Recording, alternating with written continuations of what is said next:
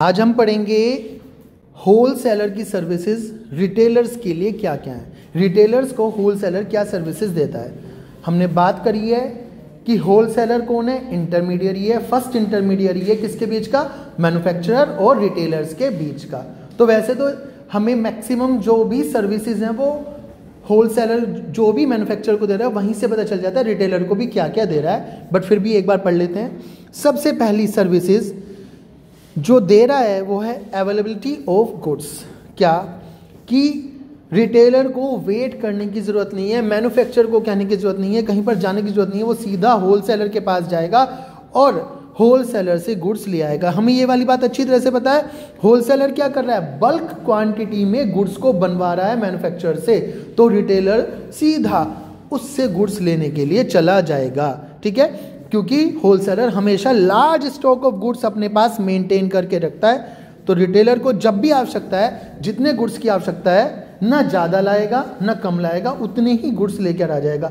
फिर खत्म होंगे फिर पहुंच जाएगा किसके पास, किसके पास भाई, होलसेलर के पास। देन ग्रांट ऑफ क्रेडिट, ये भी हम अभी थोड़ी देर पहले ही पढ़ चुके हैं। क्या कि जो होलसेलर है एडवांस देता है, रॉ मटेरियल देता है, सारी जो भी फैसिलिटीज़ हैं मैन्युफैक्चरर को देता है, साथ साथ रिटेलर्स को भी सामान उधार बेचता है। तो ज़्यादातर देखने में आता है जब भी आप मार्केट देखते हैं तो हमारा जो मार्केट सिस्टम है उसमें रिटेलर को ये फैसिलिटी होलसेलर से मिलती है कि वो कुछ दिन का उधार भी क्रेडिट पे भी सामान खरीद सकता है। देन रिस्क शेयरिंग, होलसेलर इस बात की भी फैसिलिटी देता है अपने जो भी रिटेलर्स होते हैं उनको कि यदि सामान पुराना हो जाए, आउटडेटेड हो जाए, तो आप वापस कर दो। किसको, होलसेलर को ही। रिटेलर को ये सर्विस दी, किसने दी, होलसेलर ने दी। आप देखते भी हैं जब आप बिजनेस सर्विसेज में रहते हैं कि शॉप करता है तो जो भी क्या कहते हैं एक्सपायर हो जाता है सामान, आप क्या करते हैं, होलसेलर को वापस भिजवा देते हैं, उसके रिटर्न में नया सामान आ जाता है। ये सर्विस कौन दे रहा है, होलसेलर तो दे रहा है। रिस्क किसका हुआ कम, रिटेलर का रिस्क कम हो गया। ठीक है कि नहीं। ऐसी बहुत अलग अलग तरह की सर्विसेज स्कीम्स होलसेलर चलाते हैं। ठीक है, कभी कभी तो होलसेलर इस बात को भी, कोई नया पर्टिकुलर प्रोडक्ट इंट्रोड्यूस करने हैं तो रिटेलर को सामान देते वक्त ये भी बात कहते हैं कि यदि आपका नहीं बिका तो हमें ही वापस दे जाना, नो प्रॉब्लम, हम ले लेंगे। ठीक है, यदि खराब निकल गया तो हमें वापस दे जाना, हमारी गारंटी है। तो होलसेलर ये सर्विसेज भी रिटेलर्स को देता है। देन रिस्क शेयरिंग हो रही है कि नहीं हो रही है इस बात से भाई, हो रही है रिस्क शेयरिंग।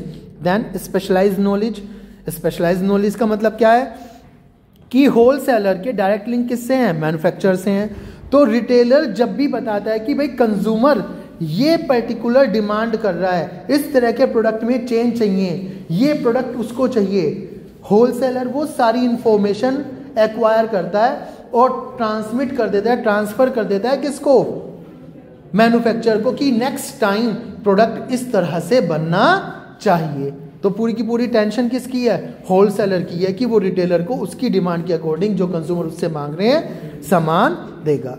पब्लिसिटी, एडवर्टाइजमेंट कौन करा रहा है, रिटेलर थोड़ी करा रहा है। यदि होलसेलर को अपना सामान ज़्यादा से ज़्यादा मार्केट में सेल कराना है तो पूरी की पूरी ये जो भी एक्सपेंसेस है किसके ऊपर, किसके ऊपर है, होलसेलर के ऊपर है। रिटेलर को करने की आवश्यकता नहीं है, रिटेलर को ज़रूरत नहीं है ये पब्लिसिटी करने की, एडवर्टाइजमेंट करने की।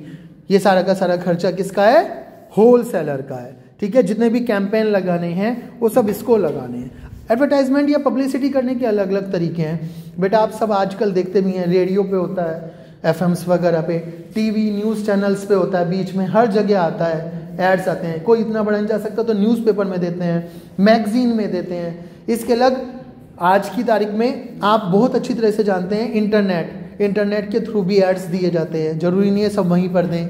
ठीक है, पैम्पलेट्स बंटवाने हैं, होल्डिंग्स लगवाने हैं, तो सारा का सारा काम किसका है, होलसेलर का है। ठीक है। देन मार्केटिंग सपोर्ट, ये वाली बात, मार्केटिंग सपोर्ट में क्या है कि अलग अलग मार्केटिंग फंक्शंस के लिए रिटेलर को सहायता मिलती है, किसकी तरफ से, होलसेलर की तरफ से। ये वाली बात बेटा पब्लिसिटी में आ जाती है कि जितना भी प्रमोशन है या प्रमोशन का खर्चा है वो सारा का सारा किसका है, होलसेलर का ही है। आप देखते हैं कभी कभी आपके डोर स्टेप मतलब कि आपके घर के दरवाजे पर सीधा सामान बेचने वाले आते हैं, कंपनी के प्रोडक्ट्स लेके आते हैं और वो कहते हैं कि ये आपके लिए फ्री है और आप यूज़ करके देखिए। वो भी क्या है, एक तरह से पब्लिसिटी है, बट वो कौन करा रहा है, रिटेलर नहीं करा रहा, वो होलसेलर ही करा रहा है। ठीक है। देन इकोनॉमीज ऑफ स्केल, ये हमने मैन्युफैक्चर में भी पढ़ा था और यहाँ भी पढ़ रहे हैं। इकोनॉमीज ऑफ स्केल का फायदा, लार्ज स्केल प्रोडक्शन का फायदा जो उठाता है वो कौन है, होलसेलर है। और उस फायदे को उठाते हुए वो अपने साथ ही नहीं करता है, वो दूसरों को बांट देता है। कैसे बांट देता है कि उसने लार्ज क्वांटिटी में मैन्युफैक्चर से सामान खरीदवाया, बनवाया, प्रोड्यूस करवाया, सस्ता पड़ा और उसे स्मॉल स्मॉल क्वांटिटीज में रिटेलर्स को बेच दिया और उधार बेच दिया। ठीक है। तो पूरा का पूरा फायदा वो अपने आप नहीं रखता, वो किसको देता है, मैन्युफैक्चर को और रिटेलर्स को ही देता है। ठीक है।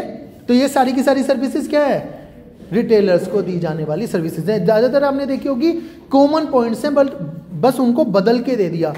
होलसेलर्स जो सर्विसेज मैन्युफैक्चर को दे रहा है और जो रिटेलर्स को दे रहा है, कॉमन पॉइंट्स हैं बट उनको थोड़ा सा चेंज कर दिया, मॉडिफाई कर दिया है। ठीक है। क्योंकि एक के लिए मैन्युफैक्चर के लिए बोलना है और एक बात में रिटेलर्स के लिए बताना है। Okay, thank you.